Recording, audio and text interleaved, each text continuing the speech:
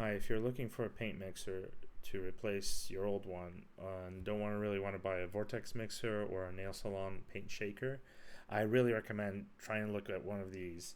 They are much better to use, I would say. I've stumbled upon it while browsing Amazon, and then I did some research on YouTube, which led me to a YouTuber that bought it from this plazajapan.com place. I got mine yesterday, and I've been using it a little bit since then. And so far, it's like 10 out of 10, really good product. So, quick price comparison.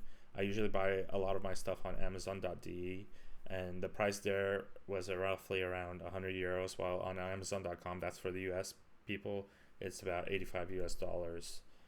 I went on the Plaza Japan site, and there was about roughly $35 plus an option of the various delivery rates, some fast, some slow. So I chose the quicker one, which was 19 euros with DHL Express.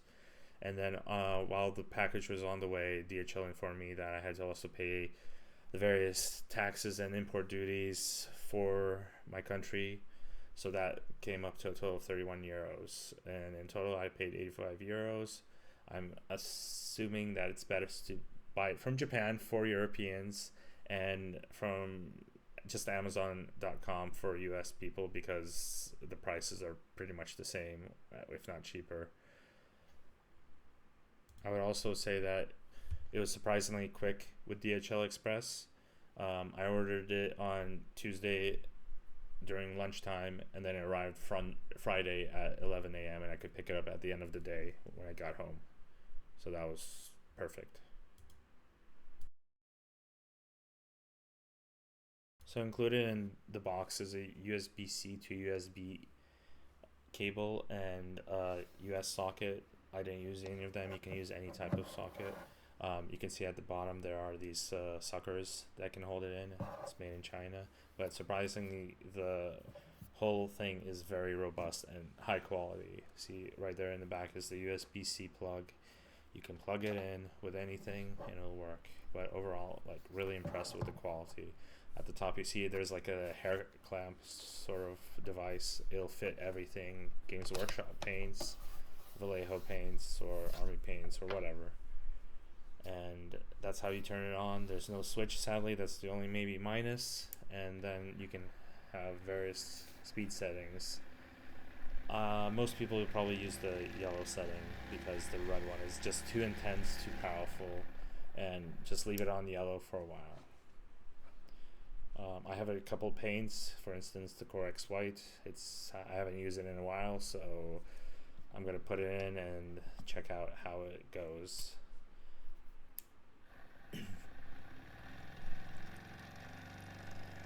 And you see here, it's stable.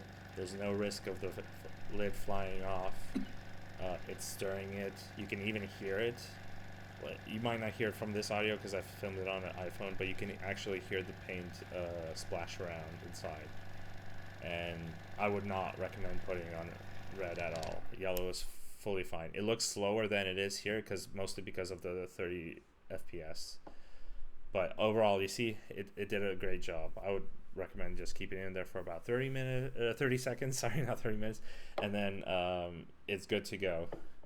I've heard that it automatically stops after 2 minutes, but I don't know. See, here's an AK white ivory paint I have, and the same thing. It just get it to about halfway through yellow, and it's gonna give it a really good shake.